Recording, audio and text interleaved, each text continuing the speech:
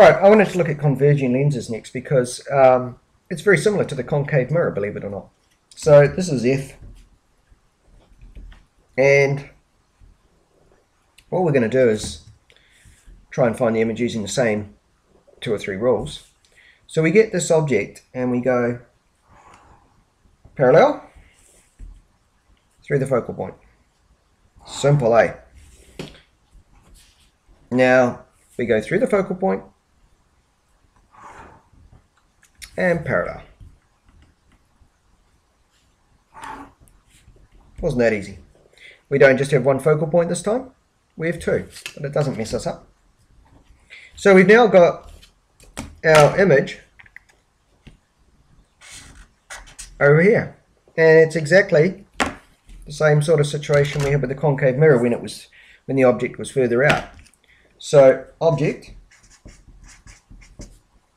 image. Where do you see this image? Where are you looking when you see this image? That's the interesting thing, right? Your eye is here. Just trying to draw an eye. And you see the image. You see it in front of the lens. So you're looking through the lens at the object, but you actually see the image in front. Or you could, again, have this lens here, and you could project that image onto a screen. So you could project it onto a screen over here, in which case your eye would look from over here at the screen. The image is obviously inverted, and this is a situation again where when it's further out it gets a bit smaller. As we bring the object in, the image is going to get a bit magnified. We can understand that, we saw the same thing. So it's inverted, it's real. The light rays are really here. And magnification depends on the location of the image. As we get past this point here, it will get bigger. I think we can probably do that on the same diagram actually. If I did this here, let's move the object in a bit. I'll use the black so that we don't get too confused. We've got this one is exactly the same because it's parallel. So I can just fill that one in like that, and I can go straight down through the focal point. So it's the same, but you're going to find that this one is going to cause a magnification of the image right down there, and it's probably not going to intersect until it's around about there. So we get this really big magnified real image. Light rays are really there.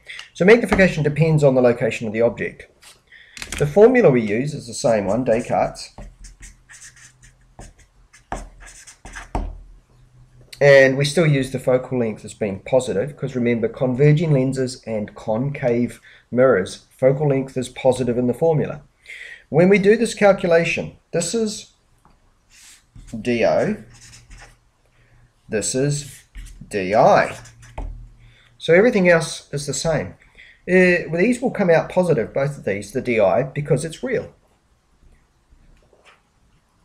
Magnification is still DI over DO. So as the DI got bigger, the magnification got bigger. Right? And to do that, we had to get the DO smaller. So Descartes' formula works pretty well on these two parts of the converging lens. But just like the concave mirror, we're going to get an example where we get a virtual image. And this is it. We have to bring the object in closer than the focal point to get, just like we did with the concave mirror, to get a virtual image with this setup. So I'll make it about 2 centimeters just there. And let's draw our rays again with a red pen because it's a little bit easier. And again, in doing this one, we have to, this one again, it's done with the same 3 rules. So we'll bring in a parallel ray, goes through the focal point, it's converging lens because it causes the rays to converge, right? So that one's looking nice. But are we going to get the same situation with the other ray?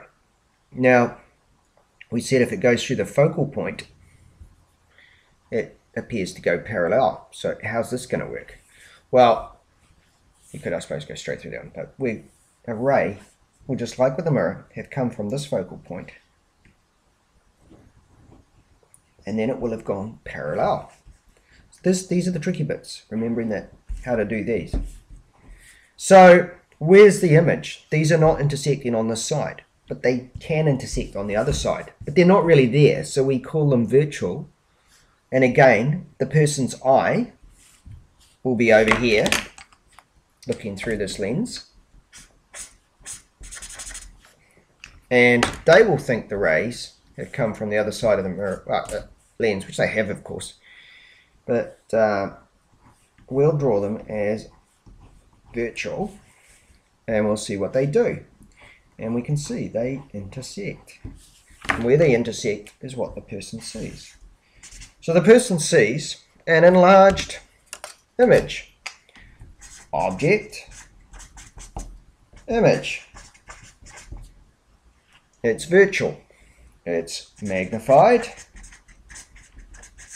It's virtual. Notice virtual images are upright. Now when we did our formula, 1 over f equals 1 over do plus 1 over di. When we made our object distance smaller than our focal point, we ended up with a di that was negative, telling us that this was a virtual image mathematically. All right. When you come to do the magnification, di and do, this being do, this being di, both measured from where the lens is.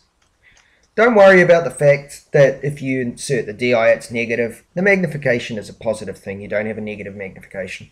A magnification of less than 1 means it got smaller. Magnification of bigger than 1 means it got higher. Don't worry about the negative. All right, but even with this situation, the focal point remains positive. So that's converging or convex lenses, which give you the same two sets of images as the concave mirror.